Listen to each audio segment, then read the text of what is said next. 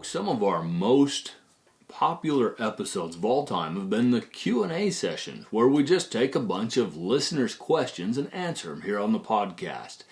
And that's what we're doing for this episode. And we have quite a few of them. Most are submitted through patreon.com/backcountry, our little membership site where you can get access to all our bonus content. And I prioritize all those messages, right? It's just a time thing. Quite a few of them are via email, which traditionally is joseph@backcountrypodcast.com. We even have a few from Instagram. And interestingly enough, our recent episode on emergency gear and survival gear that you should always have in your base camp generated a lot of great feedback and some really compelling responses from people who know their stuff and had some recommended additions to the items that I had listed. So we're going to kind of start with those ones. I've got my computer here. I'm going to be referring to it to read from and talk about these various messages. First though, just in case you're wondering, for those of you viewing the video here, which will be on YouTube soon. In fact, I should pause right here. Folks, we're going to YouTube. We're pretty embryonic at this stage. William, my son, our very own backcountry apprentice, is the one that's going to be editing videos and publishing them there. So we're keeping things pretty simple, but I have a very serious request for you folks. If you'd be so kind, go to YouTube, look up the Backcountry Hunting Podcast, and subscribe, and listen to a few episodes there, just to help the show become visible, validate it, right? It is brand spanking new. It's our newborn baby. So yeah, we'd really appreciate that. We're just trying to find ways to broaden our reach, and with some luck, down the road, add just a little bit to the financial side of this podcast. But what I wanted to say, for those of you viewing the video right now, I have a rifle in front of me. You're probably wondering what it's doing there. It's a beautiful work of art. I put it there just kind of as a visual element to add a little bit to the setting that I've created here for our YouTube recording. But I thought, well, heck, if I'm putting it in the picture, I should tell you about it. And there's an old writer's adage that if you mention an object in a room, it needs to have a purpose. It better play a part in that story.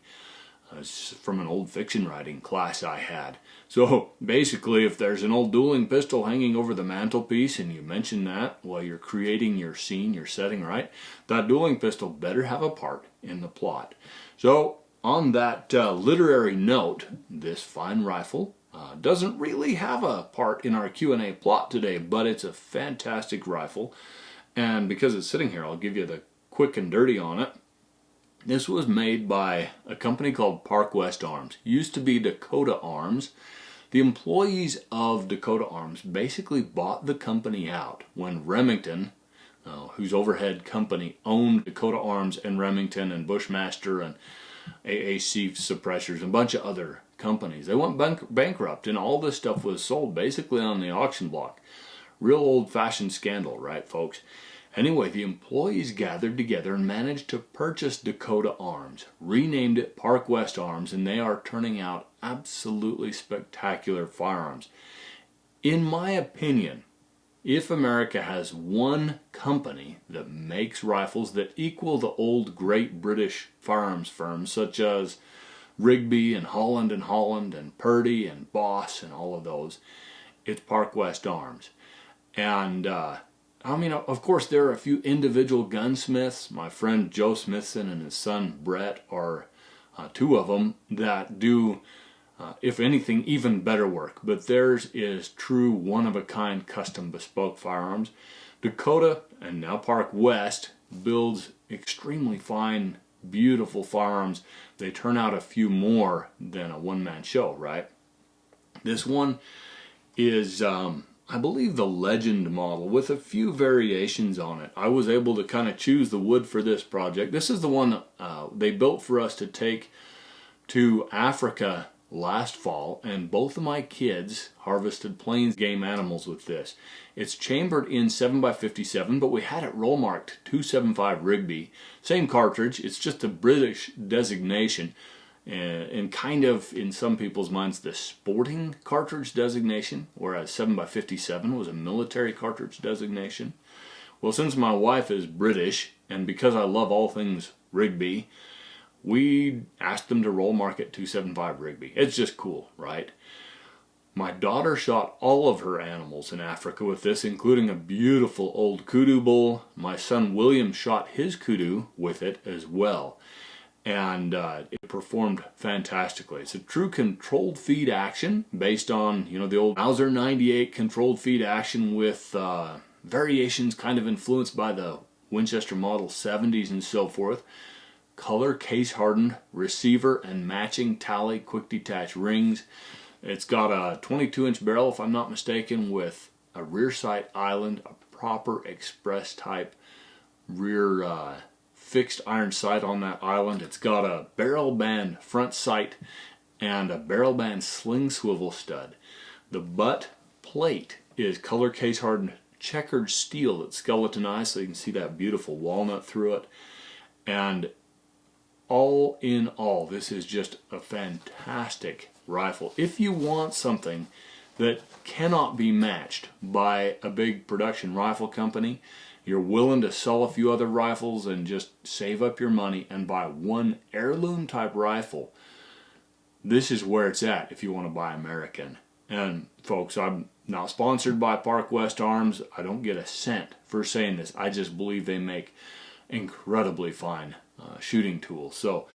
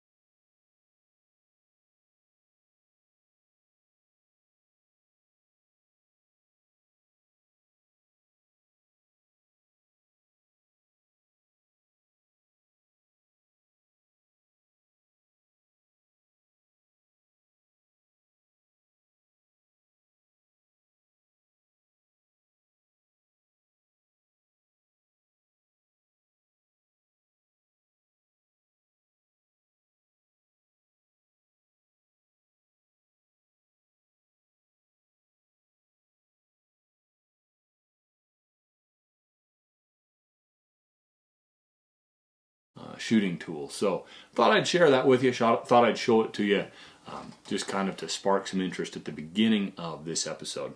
Okay, let's dive right in with our first message, and this is from a listener we'll call Rex. He wrote, "I really enjoyed your podcast on emergency equipment and skills one should have. You hit the nail on the head in regards to base camp, but I felt there were a few things missing when it came to the pickup back at the trailhead. In my rig, I carry a heavy-duty, USA-made set of tire chains with V-bar, icebreaker links, and rubber snubbers, along with extra links and a set of chain pliers to fix them when they break."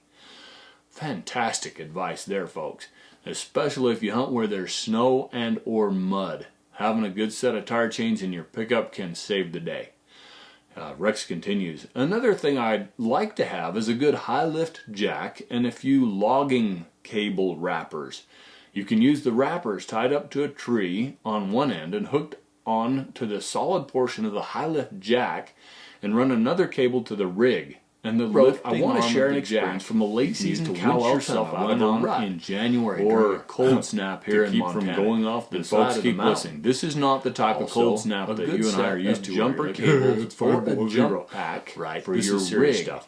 Especially if you have a Daniel continues, I scheduled the hunt well in advance somewhere. When the time folks, this one really resonated with me because my daughter Audrey is currently driving our old 2004 Dodge pickup. I was a bit nervous driving over the continental Continental Divide after passing through a small town where the gas station got a lot of aches and pains for a truck. Right, one of those things is a parasitic draw on the battery. That's me, Daniel. Even with a new battery in it, he wrote, if we don't run it 5 or 6 days in the cold, it's dead on a doornail when she goes out to start it. Also weren't responding, so in the dawn fashion, Audrey and I would eventually jump-starting a small Rocky Mountain 7-degree temperature where my good friend so that she could make it to her FFA horse judging early morning class. Kind of cool that he would send this message. I actually received it this morning right after that experience. So absolutely, jumper cables and or a jumper battery pack for your rig is really, really good thinking.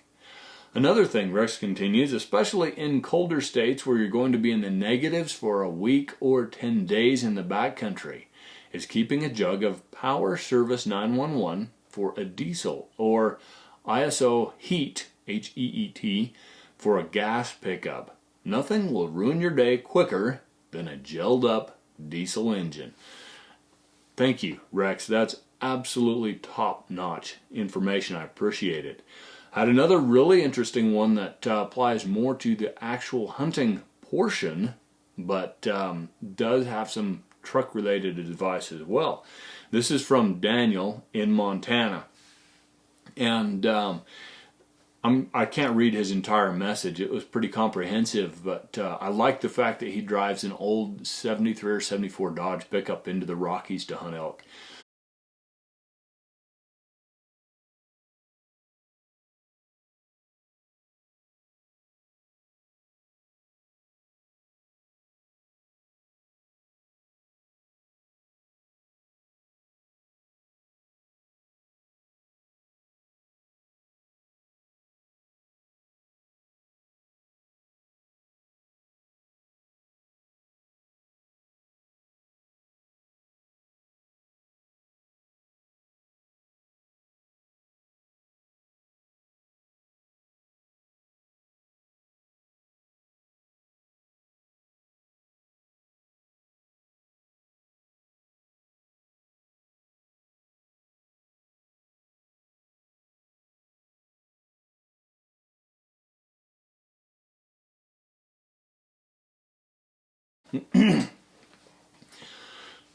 We spent an Arctic day glassing from the truck and eventually located a huntable herd of elk. After gearing up and working terrain folds for a couple of miles, I was able to set up for a shot on a cow elk before sunset. I lined up my reticle, wiped the frozen fog off my scope a couple times, and slowly pressed the trigger, and found myself quite surprised by the click of what sounded like a dry fire shot. The strange thing is, I had just mindfully cycled a cartridge into the chamber from a magazine I had intentionally kept in my pant pocket with a hand warmer against it, fearing the extreme cold could affect the powder. Stepping out of his message, folks, this is a fantastic idea. Ammunition tends to get a little bit sluggish when you get much below freezing, and if you're below zero, can lose quite a lot of velocity. Down at 30 to 40 below zero, it can get seriously slow to ignite and weak in the powder. So keeping some ammo warm and feeding that into your chamber wrapped up his message saying, great idea.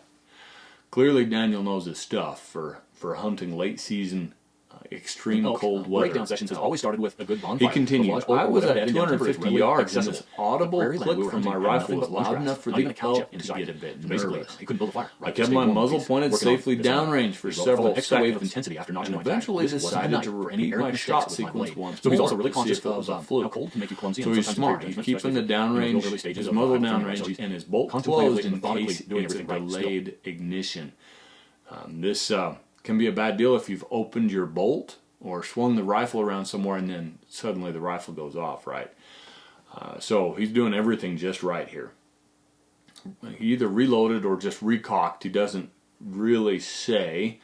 Oh, he does say later because he says he inspected. Let's be cool and navigate out by the put a fresh cartridge in and gave it like, another try. It's probably because this time the warm, shot broke, gloves on and hit its mark. Phone buried through. Upon later inspection, the primer, the first cartridge had the faintest dimple. from what I assume was a activated firing pin seized up check on it and to see where you're frozen. going. You just don't Perhaps want to be doing excess that every 5 grease minutes. / oil had frozen. Daniel in the wrote, your recent podcast on survival comes to mind, and I believe a whole episode that could be is seriously tailored to the cold, unique survival folks. So he's 100% right. Even a little bit of the finest gun oil on your firing pin assembly inside your bolt, right? That oil will gel when temperatures get super cold. And what it does is it just slows down the travel of your firing pin. So instead of an instant smack hard against the back of your primer, it kind of sluggishly slides forward and taps the back of your primer. If you know that you're going to hunt in those temperatures, take your bolt apart and degrease it thoroughly. There's any number of degreasing type aerosol powered sources you can do for this, right? If you feel like you need some lubrication, then use graphite or something that's non-liquid.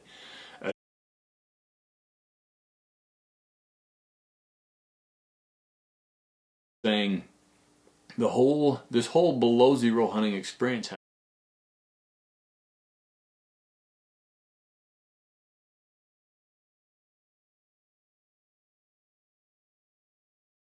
heading out to hunt in sub-zero temperatures.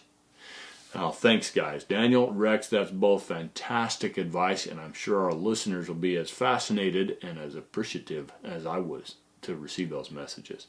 We'll shift gears a little bit now and talk about gear that you carry in your pack. This is by Ryan, who is a gunsmith. A star. He said, he wrote, I wanted to give you my thoughts on survival and emergency gear. So clearly it's dark by now, It's right? great And certainly for individual it's getting colder to pack specific to avoid the need gear to check for any Onyx skills frequently. they have and that are unique to the hunting party.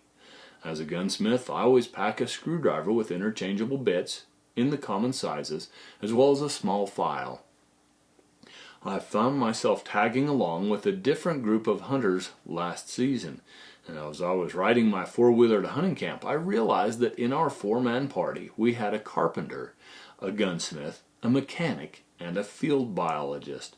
After that realization, I felt pretty confident to the unique survival of us, we had just about hunting below zero contingency. I realized how much stock keep up the good work into the vehicle starter. So that's actually great advice. Had a whether you're a jumper and you carry a little bit more of a and I think I'll keep enough firewood on hand on those prairie hunts. Or should I need to start a warming gunsmithing tools?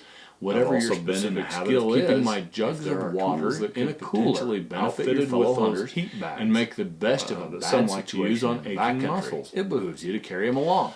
I fill these here's one from water, Mark, add them to my cooler, moving away from it. Add blocks of ice for early season hunts, and it keeps the truck water in a drinkable condition. Again, just fantastic processes and advice here. He finally says, luckily my friend's vehicle had no problem starting, but when we got back to his house, my vehicle would not start. The battery had power, but my fuel lines had frozen to the point of not allowing fuel into the starter. A big lesson from this being to add a bottle or two of heat, H-E-E-T, to your hunting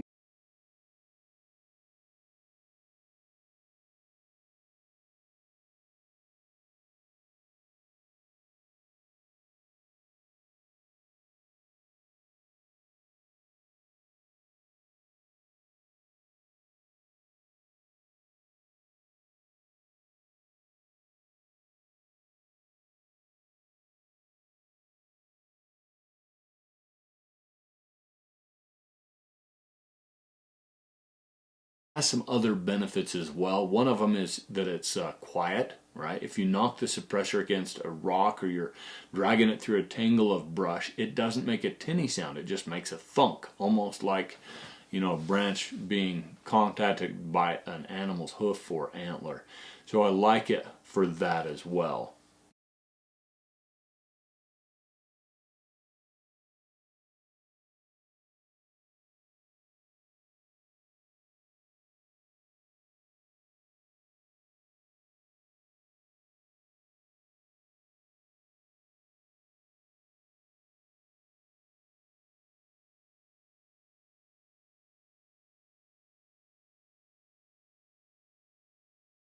Some reasonably priced cellular and below ammunition on Gunbroker.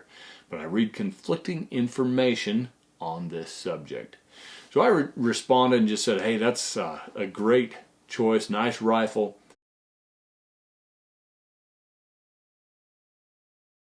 Moving away from the survival type or emergency essentials type stuff now. Mark writes, thank you for your continued contribution of great hunting content. I'm wondering if you hunt with a suppressor cover / wrap. I do notice some mirage when shooting off the bench, but have yet to hunt with my suppressor. I'm wondering if the performance of the cover is worth the additional weight. Your thoughts are appreciated. So yeah, Mark, I absolutely do hunt with a cover, a suppressor cover.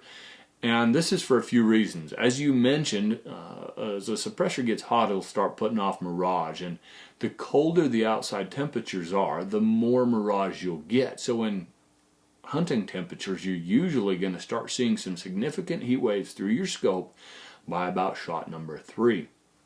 You don't want that in the backcountry. So a suppressor cover will eliminate most, if not all, of those heat waves that you can destroy your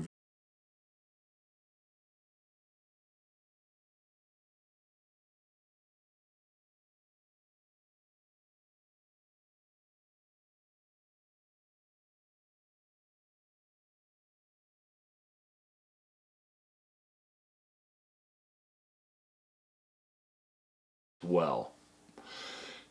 Here's one from Tim. This one's kind of cool. Tim writes, I recently traded for an old 25-35 Winchester 94 saddle ring carbine made in 1905. It's very worn, but has a good bore. I'm thinking of using it to shoot lions over my hounds. My question is, since ammo is scarce, can I safely shoot 6.5 by 52R 6.5 by 52R, that means rimmed, right, cartridges to accompany it? So I did a little bit of research because I wasn't comfortable answering this question myself. Or should be really good. I've never used one, but should be really good for shooting lions over hounds. There is one caveat to that. The 25-35 Winchester is kind of notorious for its bullets not expanding on game such as pronghorn antelope and deer. It just doesn't produce enough velocity and doesn't have quite as much frontal diameter, say, as the 30-30 or the 32 Winchester Special does, with the big lead nose exposed up front to help it mushroom well.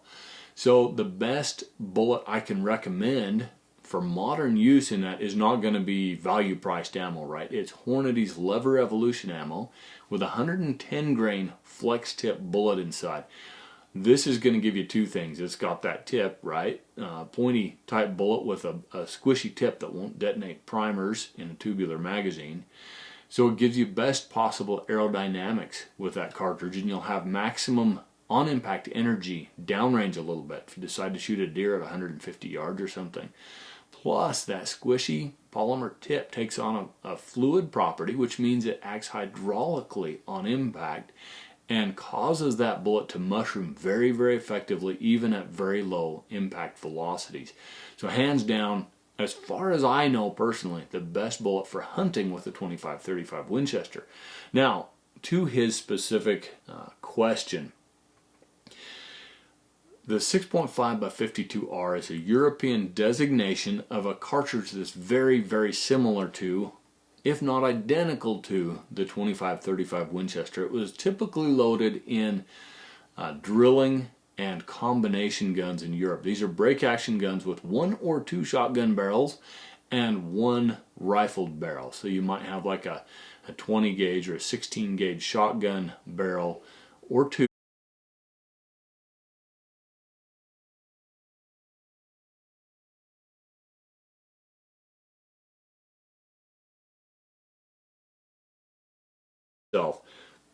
And as he mentioned, internet experts kind of tend to argue over this. It seems like most of those European guns were held to a pretty wide range of tolerances, so the chambers could vary quite a bit, and ammunition as well. So it seems a little bit like it depends a bit on the individual rifle chamber, But I did find some pretty reassuring information on a company I'm reading from my notes here called WinchesterCollectors.org, if you want to look that up, which says it's perfectly safe, and it's a pretty reputable organization. I think if there was a problem with using 6.5 by 52R ammunition in a 25-35 Winchester, someone there would have posted saying so, pretty emphatically. And right. You're one lucky fellow.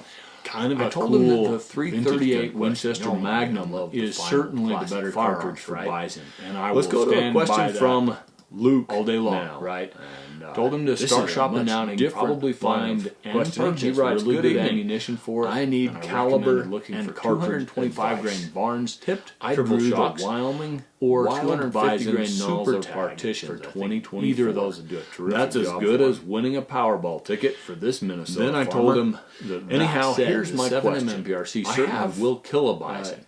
Many rifles in my collection, but my mind goes to my 338 Winchester Magnum for this hunt. Not the ELDX. However, that's a great hand loader, but its factory ammo isn't easy to come by. And rifles of Browning, Able, have always gotten along well. I wouldn't label it as a follow-up driver by any means. So my friend Colton Heward, who has continued I recently bought a lightweight mountain rifle in 7mm MPRC last summer. It'll shoot far better than I'll ever be able to shoot it. Used a 7mm MPRC loaded with 175 grain ELDX bullets.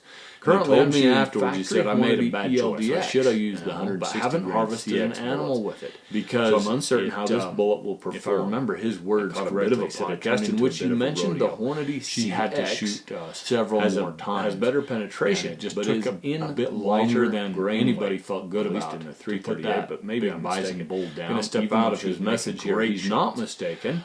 Not the CX, of course, is a monometal bullet, a very modern. Colton told me those bullets typically going to be lighter than the heaviest heavy for caliber. Didn't get all the way through the vitals, but probably single lunging it. It's going to be a very tough. As I told this listener here, his message, 160 he writes, when it comes down to it, by Hornady and their faith in shooting a 7 PRC. Lighter weight, notwithstanding, inside of 200 is a better choice. It'll maintain its weight. 38 mushroom quite as big. Any thoughts or advice really would be greatly appreciated.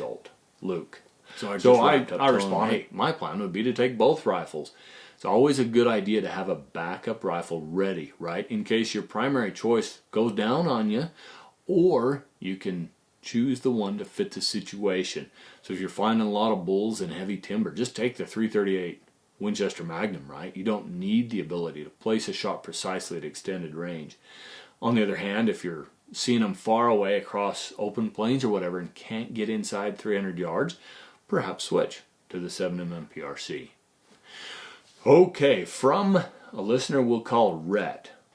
He wrote, I just watched your video on elk cartridges and bullets.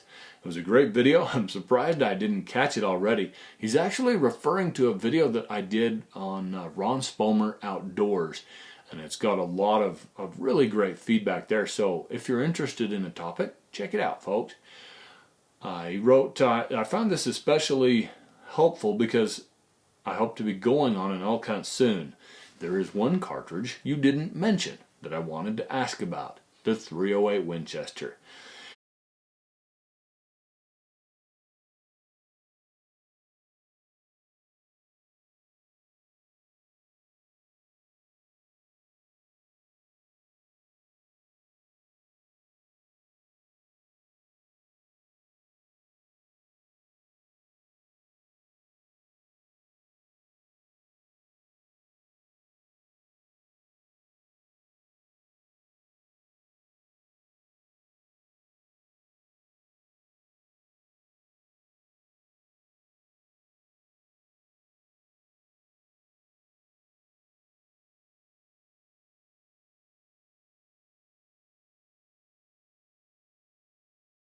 And if you find it good or acceptable, would 165 grain bullets work, or would you prefer 180s in this caliber?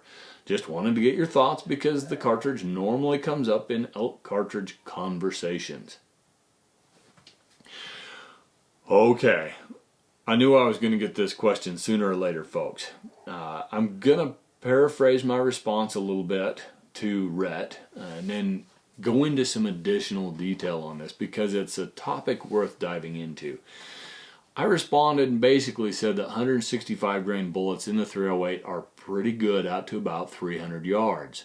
But candidly, and here's the real crux of the matter, the 308 will never be as good as the 30-06. The rumors aren't true, I wrote, LOL.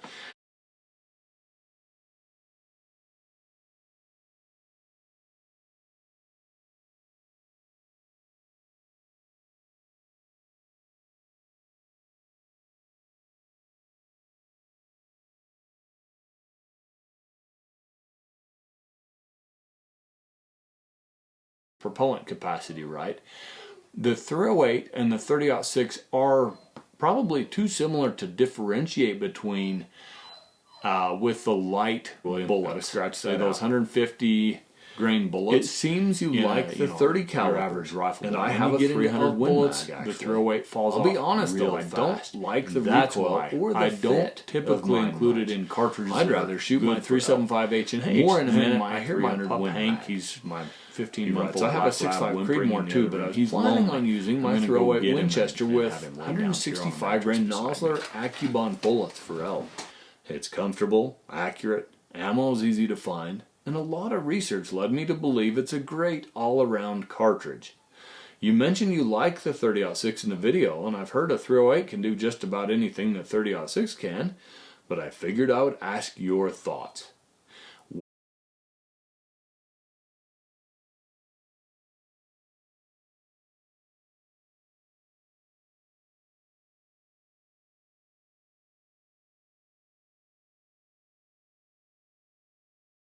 It continues, I recently came across an opportunity to snag a brand new Weatherby Vanguard in 7mm Rem Mag.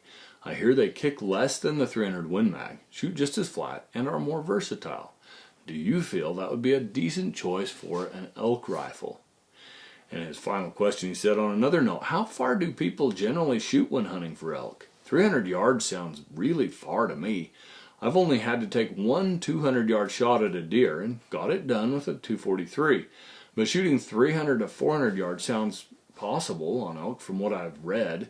However, I've read some articles and seen some videos where people are talking about shooting elk, and here's why. The 308's case is too small to drive 180 to 200 grain bullets. And if so, is that even heavy for caliber bullets as opposed to sniping elk? It seems to me that shooting that far would be the 30-06 on the other hand. Are people really shooting nice at over 500 yards nowadays? To the base of those super nonsense. And what is a reasonable ethical limit for hunting anything with a reasonable rifle in 30-06, 7mm mag, or 300 mag? I suppose that is an important thing to ask. Thanks again for your help and insight. So I wrote back to Rhett here and I said, yeah, the 7 Rem Mag's a great elk cartridge and that Weatherby Vanguard's a good rifle. I think you'd be well served with it, right? And then in answer to his question, I'm going to read a little bit of this verbatim. I said, elk are not just sometimes shot past 300 yards, they're often shot past 300. In my personal experience, half the shots will be inside 100 yards and the other half now Red responded and said, thank you for the info. That's good to know. Yes, it's pretty necessary at over 300 yards. So it sounds like the 308 with 165 grains will be a good choice for deer hunting. Particularly if you're on public land, a pretty good all-around rifle. But I can appreciate the 30-06 being better for large game with 10 days. In some cases, I'd be lucky to get one solid opportunity. It's a Model 54 Winchester that belonged to my grandfather.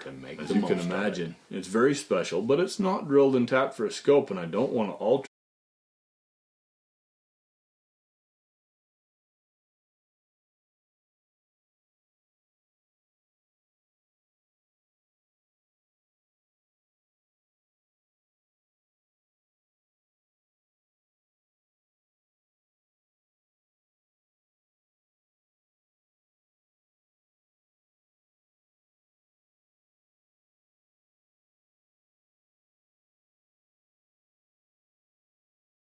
Promote, espouse, condone, or any of those fancy words, shooting at elk at truly extreme distances. I've seen it go wrong too many times.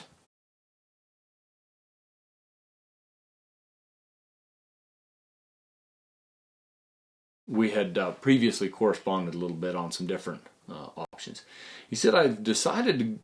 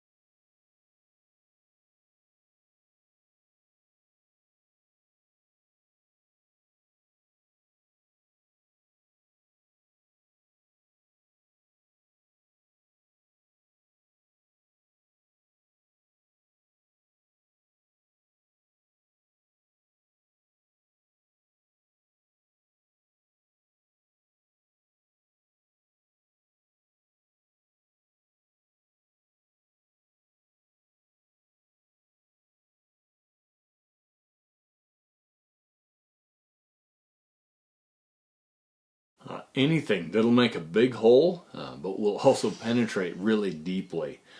For the Dad's 7mm PRC, I said if you're not hand loading, I'd just go with either for shooting 600 to 800 yards. CX can be done even with hunting weight rifles, fit with simple or high quality Federal's 170 grain However, terminal you've ascent. got The to latter live, get terrific, eat, sleep, barrel and walloping breathe sledgehammer, long range I shooting wrote, to be and will able be to do fantastic that for deer ethically. and elk as well. I just finished up saying I encourage every aspiring Western hunter to strive to achieve 450-yard ethical lethality when shooting from field positions. That'll get the job done in 90% of the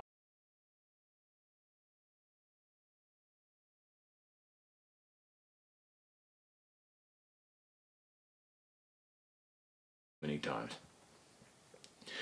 Okay, let's move to a question from Ben. Next one is from Ryan.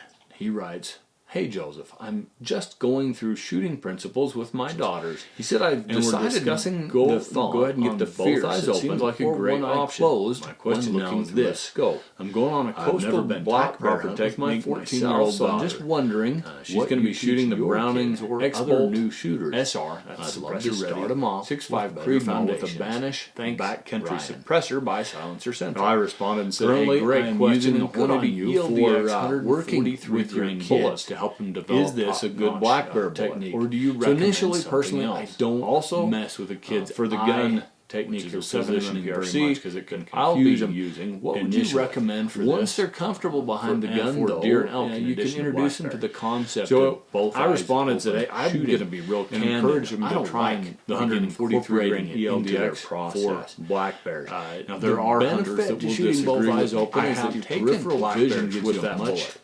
But broader personally, I field of view recommend and something more like aware of what's 140 going on grain around Mauser you. partition. This or is a Swift particularly A-frame important if you're instead. following up a For wounded that animal matter, of any kind, 130 and grain. crucially so if you're on the trail of dangerous game. You need to be able to see what's around you.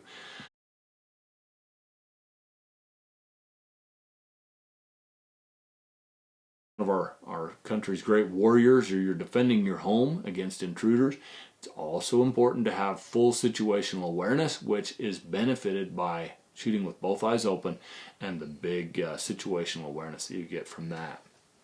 So I kind of continued here in my message to. Yeah, it's amazing how many If you great have a kid 7mm that's PRC wrong loads are eye hitting the dominant, market now. Being that it's a their bigger diameter, dominant eye is different faster than their, velocity, and heavier their dominant bullet hand pushing cartridge. they're There's not a going lot to be more able to leeway shoot both eyes there when open choosing a unless you bullet for have them blackberries, shoot, but I still like a deep penetrating, basically tough bullet with type. The just dominant in eye case you governing do get which side lucky they and hold the get gun that on. shot So if at they're a 450 right-handed pound shooter with a monster left bear, eye, a a powerfully powerfully dominant England, left eye, you probably want to have them switch. That's what my son William did. I decided it was time to have him switch when I noticed he was shooting his little longbow at about the age of 5 or 6, right-handed and hitting 4 feet to the left of a hay bale out there at about 10 yards because he was using his left eye and putting the tip of the bullet out there near his target. I switched him to shooting left-handed, and he went to skewering the paper plate on a regular basis. Made such a difference for him. Now, some other shooters are not that dominantly wrong eye, right? My wife's one of them.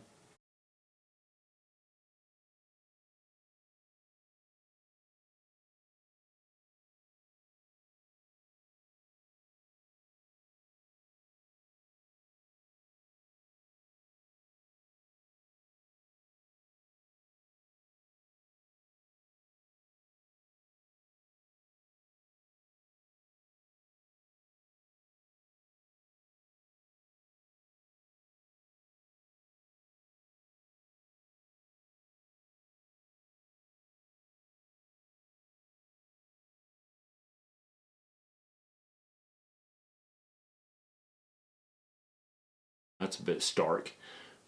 Of course, in a tactical situation where maybe you're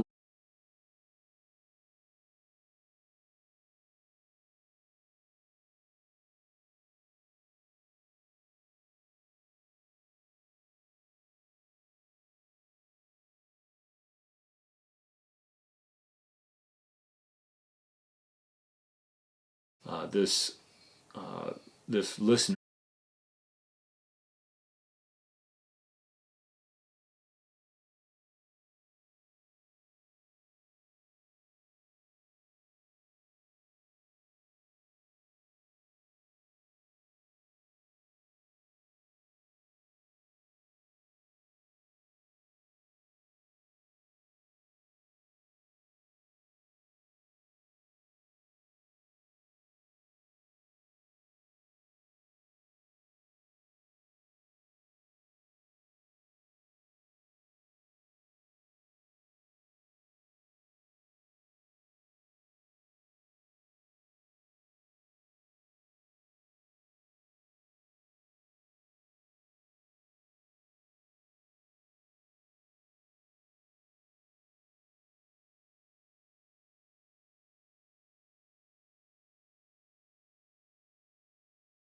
Right, my wife's one of them.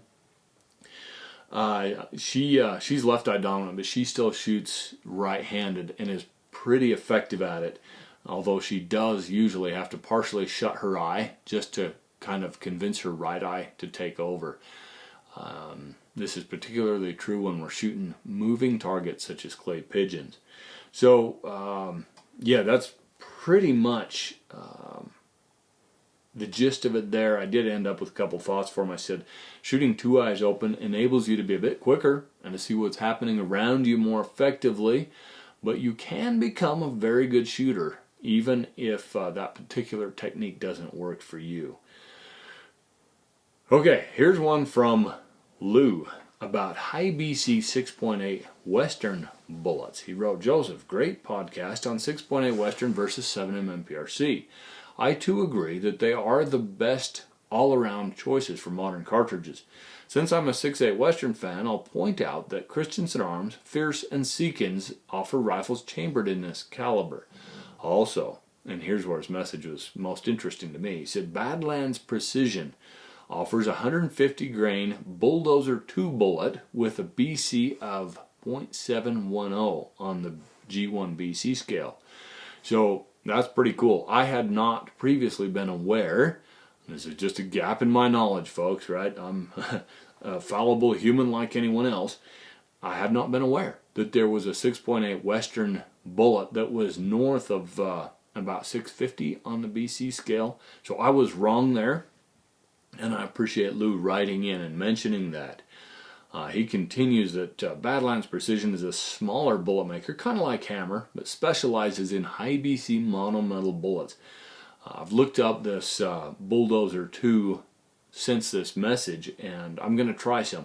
They have an aluminum tip on them, which apparently helps them expand reliably at fairly low impact velocities and so forth.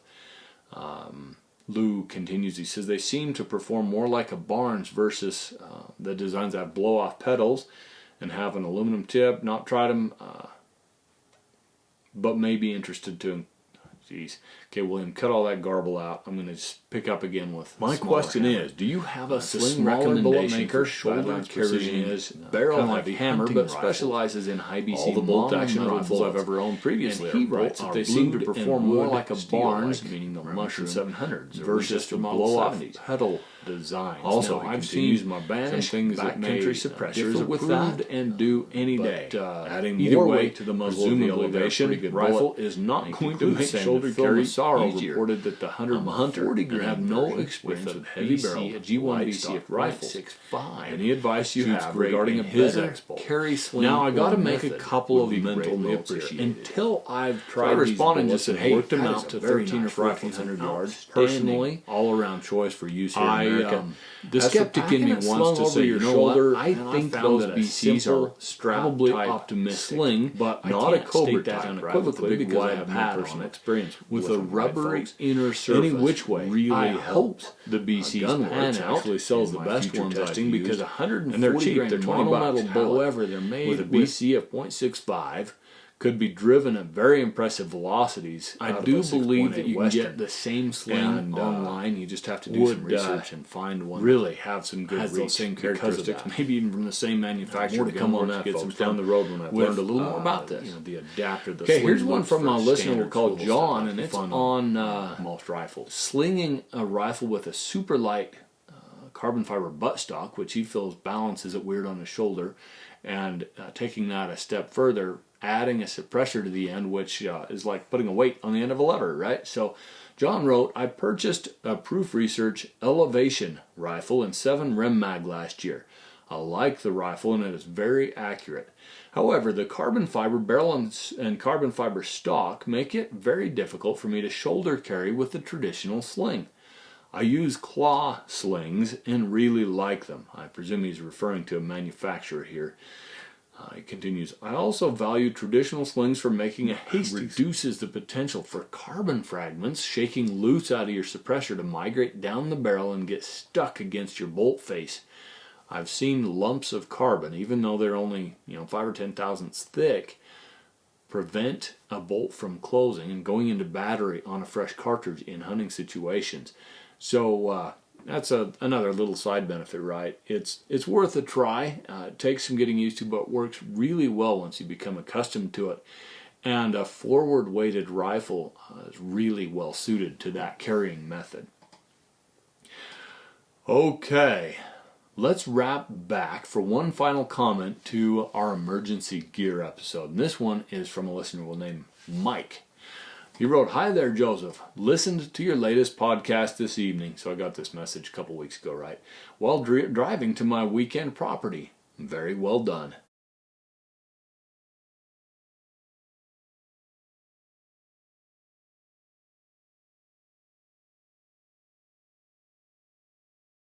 $20. However, they're made with sling swivel studs for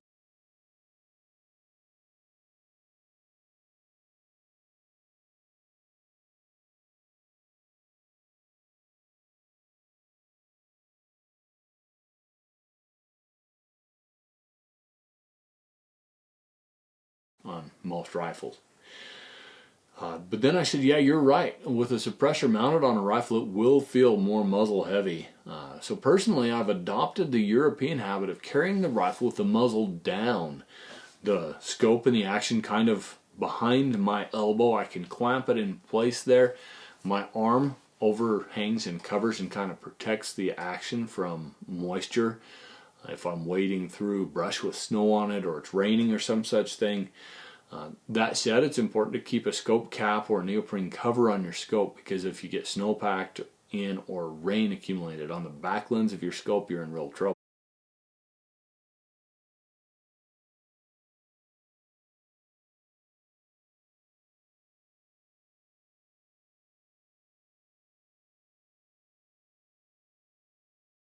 PH named Matthews, who was Namibia's first black PH to ever become licensed to guide hunters.